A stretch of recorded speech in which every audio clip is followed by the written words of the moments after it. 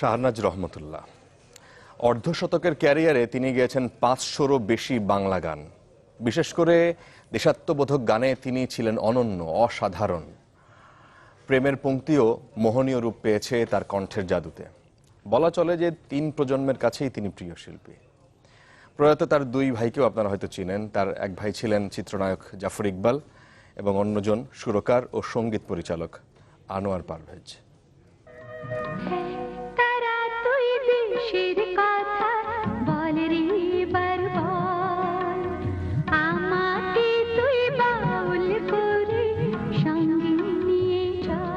শাহনাজ রহমতুল্লাহ, যার কণ্ঠ মাধুর্যে চোখের সামনে ভেসে উঠত ছোট্ট সোনার গ্রাম। তবে শুধু দেশের গানই নয়, প্রেম ও বিচ্ছেদের সুরও তিনি নিয়ে গিয়েছেন অনন্য উচ্চতায়।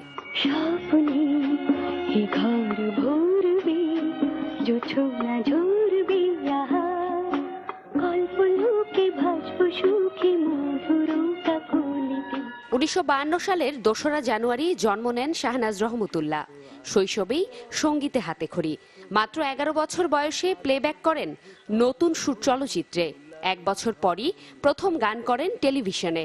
বিবিসির জরিপে সর্বকালের সেরা ২০টি বাংলা গানের তালিকায় শাহনাজ রহমতুল্লাহর গাওয়া গানই ৪টি।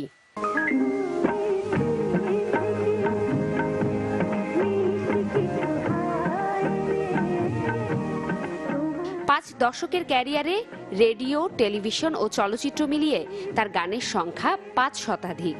কাজের স্বীকৃতি হিসেবে ১৯৯০ সালে জাতীয় চলচ্চিত্র পুরস্কার আর ৯২ সালে পেয়েছেন ২১ পদক।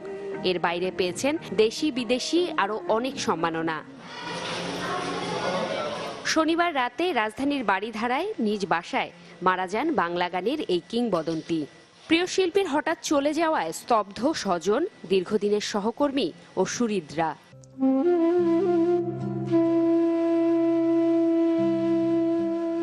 মৃত্যুকালে শাহনাজ রহমতুল্লাহ স্বামী এবং ১ মেয়ে ও ১ ছেলে রেখে গেছেন।